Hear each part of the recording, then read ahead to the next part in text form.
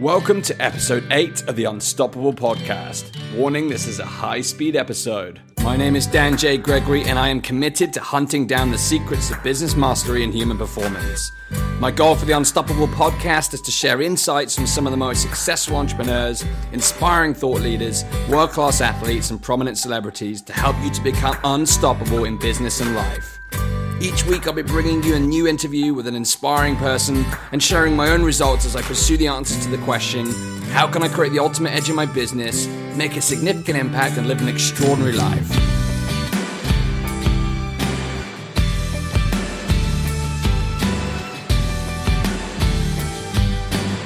To kick off the Unstoppable podcast, I've put together a very special 10-part series designed to help you to achieve your most adventurous goals this year. Each episode within this series will contain specific lessons to help you become unstoppable in business and life. And the first 5 episodes are available for download right now on iTunes and Stitcher. So please make sure you subscribe to the show to get the full 10-part series. Welcome to episode 8 of the Unstoppable podcast, Forging Your Ultimate Self. In the previous episode, we looked at how you can design your ideal day and decide exactly how you're going to choose to experience life every single day. In this episode, I'll be showing you how the gap between where you are now and where you want to be is simply the difference between who you are now and who you need to become. I'll be sharing how you can bridge the gap by asking you, who are you really? And help you to define an identity that supports your ultimate goals, aspirations, and desires, your ultimate self. So what's the background here? Well, as you know, I've moved from being employed in my corporate career to becoming self-employed. When I first started in my career, obviously I had a title, a job title. Everyone has a title that they identify themselves with. And it's quite common for people, when people consider who they are, they often relate themselves to their job and their job title. When I became self-employed, all of that changed. My identity certainly shifted. My job title in the bank, it gave me certainty. I had a clear set of expectations in terms of what was required of me in my role. I knew what my day-to-day looked like. But when I left my corporate career behind, all of a sudden I was faced with a big question. Who am I now? Who am I going to become? What am I going to do? And of course, I knew which direction I was going to go in. I wouldn't just take the leap and leave my career without having a clear idea where I wanted to go. But I was obviously now faced with huge levels of uncertainty. And this level of uncertainty brought out all of these things, the fears, the doubts, and the confusion that I've been talking about so far in the podcast. And all of these things came to the surface. And it took me a long time to answer the big questions. Who am I? Who am I going to become? And what am I going to do?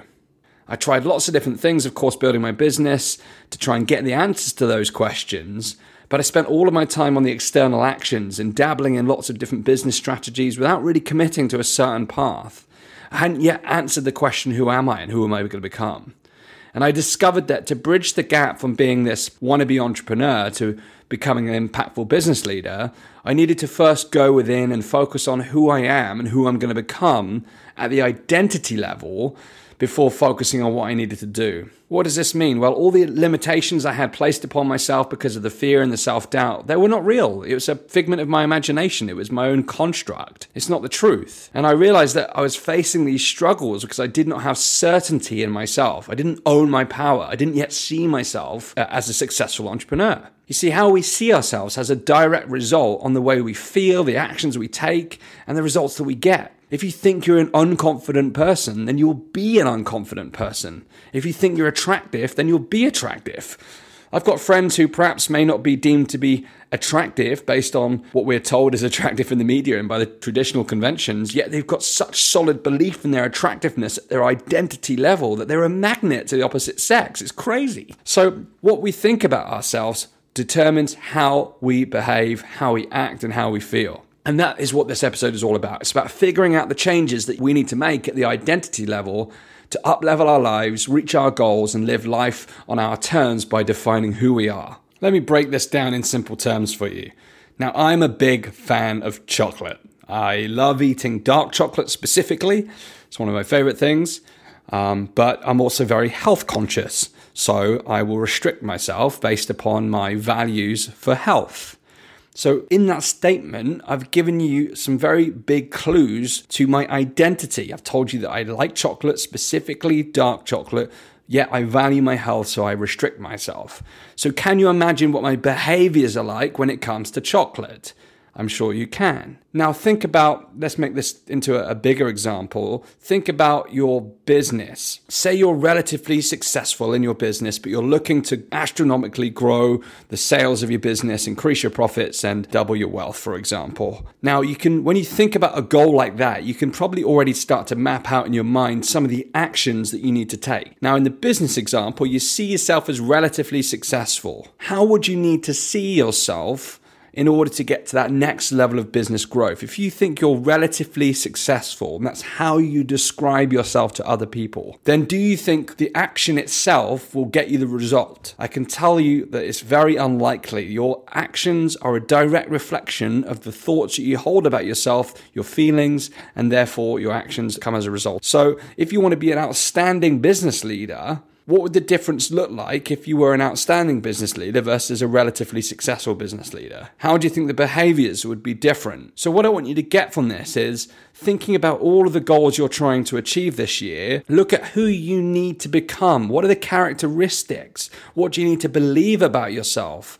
Anything that comes after the sentence I am is what you want to think about here. So for my own self, I wrote down a set of statements of who I need to become in order to achieve my ultimate aims for my business. I've done it for every area of my life, but I'm just going to share some of the ones I've written down for my business to give you some ideas. So I'm a world-class entrepreneur, coach, consultant who impacts millions of people with my work. My content inspires thousands of people on a daily basis. My strategies are responsible for millions of dollars of revenue growth for my clients. I'm a world-class podcast host who's able to attract tier 1 world-class guests. I'm a multi-best-selling author. My programs sell out at every single launch. I attract my tribe effortlessly. Clients are magnetized to me by my content and prepared to pay my top rates. I'm an expert in business and human performance. And these are a set of beliefs that I've just simply constructed about myself.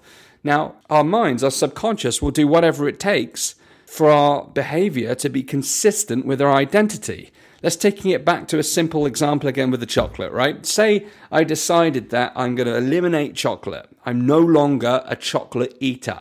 I do not eat chocolate. Now, next time you offer me a chocolate and I'm not a chocolate eater, my brain is going to make sure that I stay consistent with that identity. I'm going to say no, thank you. Similarly, we've used smoking as an example in the past. Think about the difference between someone who says, I rarely smoke, to someone who says, I am not a smoker.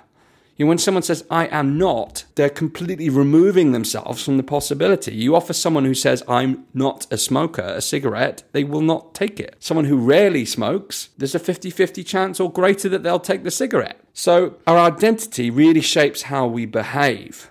So thinking about each of your goals for this year, think about who you need to be to achieve that goal. Thinking about your body goals, for example. How do you need to see yourself in terms of your body? Are you someone who tells themselves, I nourish my body every single day with foods that provide me with energy? I work out every single morning to give me the power I need to face my day.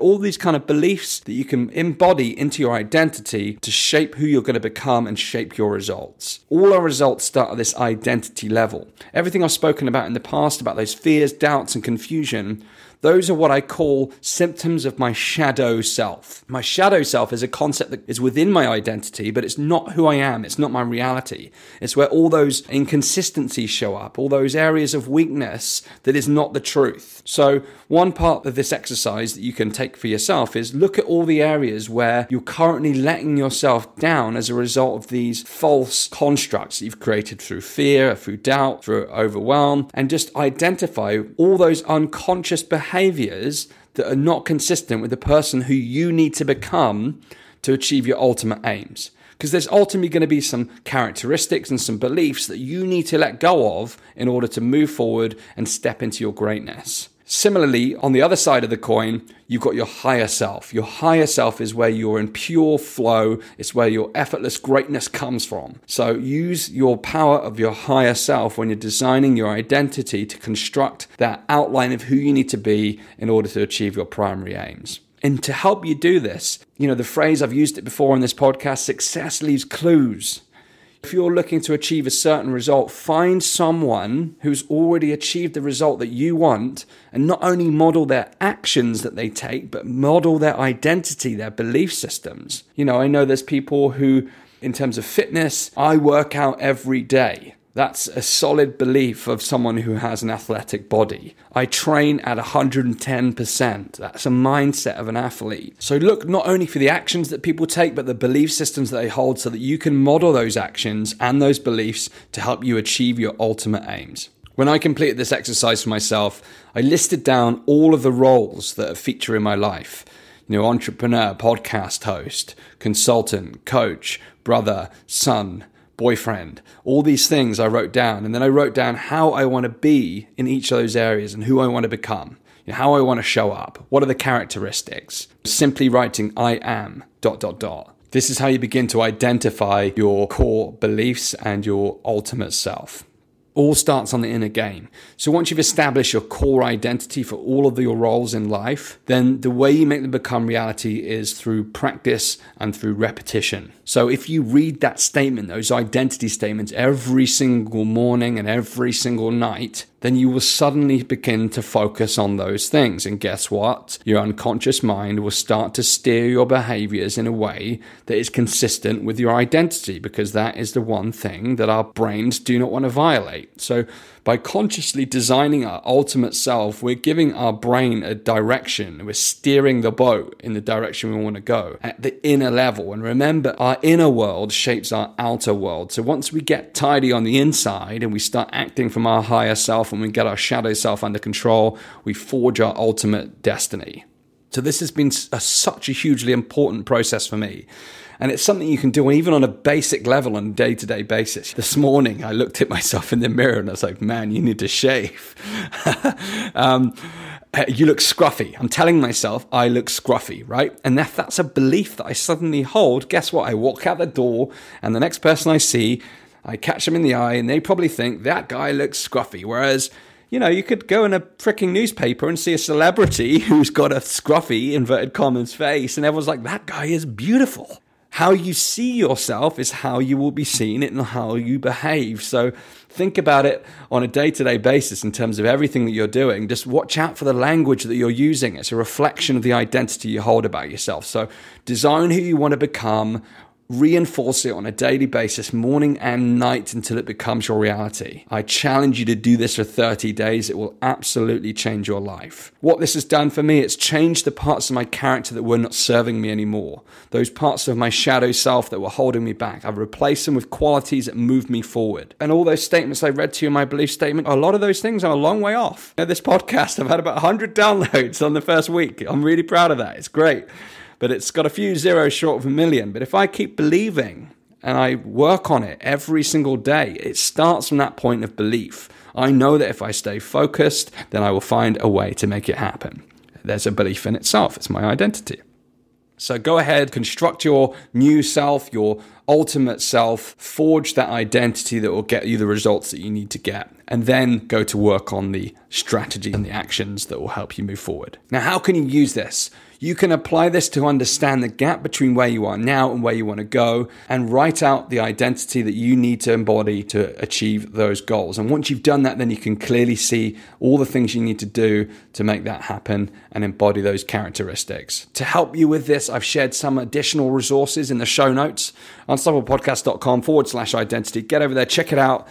This is going to be a game-changing area for you. I cannot wait. If you put this into practice, things are going to move fast. Thank you for listening to this episode. Remember to subscribe on iTunes to make sure you receive this full 10-part series. And once this 10-part series is over, you'll be hearing twice a week from me. Firstly, one episode on a Monday with just me, a short episode. And then on a Thursday, I'll be interviewing a celebrity, a business leader, a musician, an artist, people at the highest level in their field to really understand what it takes to be unstoppable in business and life. So you're going to want to stay tuned. Do stay subscribed.